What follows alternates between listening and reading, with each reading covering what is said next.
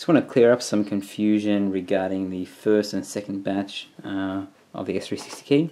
This is the first batch, and you've already seen the video of what it comes with.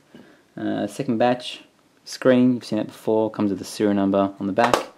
Wireless cable, SATA. Now comes with a little USB dongle, I guess you call it. Small flat cable, long flat cable, the X key protection label, little warning sticker, I'll read that in a sec, and inside the little ESD packing is the new X key mainboard with a micro SD card that kind of floats around. There's no SD card reader anymore. So I'll just move all this crap off. So just to explain the differences in the main board, as you can see, it looks pretty similar. The biggest difference is there's no longer the main board no longer hooks up to the screen using micro USB B to micro USB B. The way it hooks up is you grab one of these little connectors, and hopefully you can see, just kind of slide it in with the blue side up, and then close the latch, and you install the X key as normal, and then you pass this outside of your console, outside of the USB port. There should be a little tiny groove, and then you hook this, slide it in. Oh, wrong way. It's very important to do it the right way. So that's installed, and then this plugs into the external USB port. Now the long cable does exactly the same thing, except instead of passing it outside of the back of the console, you route it to the front like that, and you can pass it outside the front port of the slim or the fat console. So the reason why they did this is just a little bit thinner, so it's not going to be kind of crushed like some of the USB cables were, and I guess it doesn't suffer from there's no such thing as really a bad cable unless you chop the cable, where you can kind of get bad USB cables. So it's up to you whether you route it outside the front or the back. The other thing that's different is the micro SD card latch. On the first model, it popped up like that. On the second batch, which by the way they're calling revision 7-2, it just slides in like that. So it pops in, pops out. Of course, you only need to do this once, and then you update it via USB. Some of the SATA ports now, some of them are still like this, and there's nothing wrong with these ones, unless you're, I don't want to use the word retard, but unless you're really rough and you know, basically these ones here, if you stick a SATA connection in there, and if you go like this and try and snap it, the only thing that moves is this cable. Whereas if you plug it into which way does it go? If you plug this in here and you move it like that, the same thing's happening, but it's putting pressure on these contacts here. As I said, not a big issue. I think 1 out of every 500 people are going to ruin these, and I don't think they should be installing the XT in the first place.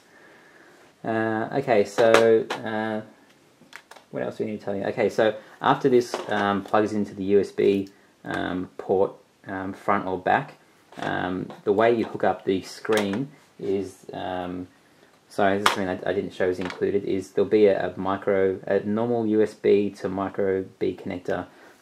We didn't get ours, we're getting ours shipped today pretty much, but basically this is just a mini USB, which isn't going to work, but just to kind of show you, you plug it in like that, and then you just hook that up to the screen, and then you plug your USB in like normal. So it's still exactly the same as the first batch, except just a different connector from the main board to the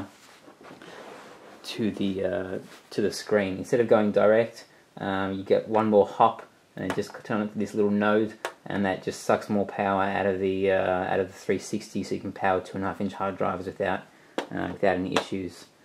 So that's pretty much it for the differences. Very, very, very important. They told us that when you plug in this cable, it's not plugging in the other way. I'm not sure why there's a wrong way to plug it in. It shouldn't really have connections on both sides if there's a wrong way, but apparently there's connections on both sides. So make sure the blue bit is the closest to the USB female, and the contacts are on this side, like that. And obviously on the main board, it doesn't go in contacts up, because the contacts are on the bottom there, so it just goes in like that. And yeah, as I said, you don't need to hook up both cables. These cables are exactly the same, just one's longer to route it outside the front. Another thing we want to discuss really quickly, a bit technical, but basically the USB sticks, bit of a crossover period, so the ones we got today are still the old type, but the new, and you can convert any of the old types into the new format they want everyone to start using. So on the 128 meg micro SD card, usually there's two partitions. One's a little boot sector, and one is a FAT32 partition, or FAT, almost the same thing. Tiny little partition that the XK uses to boot up, and then the rest is a FAT partition that just stores the XK config file, your firmware, rootfs, and U-image. Basically, some people are having issues with that. Not really that much of a big deal, but just for the future, future micro SD cards can be programmed if you use the USB tool on the x360key forums to have this kind of setup here. So all you need to do is click a button and it'll do it all for you. Basically, it puts a little boot sector there. Almost all of the 128 meg will be an ext3 Linux partition, and that will be used to store xkconfig, uimage, and rootfs. And then there'll be a tiny little FAT partition at the end where you can store your dummy.bin or firmware.bin. So this means basically that when you plug it into your computer, like a Windows machine or Mac, you will only see this FAT partition. So you just, you only need to do that once. And this partition here, unless you have a Linux box and you can muck around with those files, you just update it via USB. If you have it in this setup here, you can leave it. It's not going to make a big deal if you're not having issues.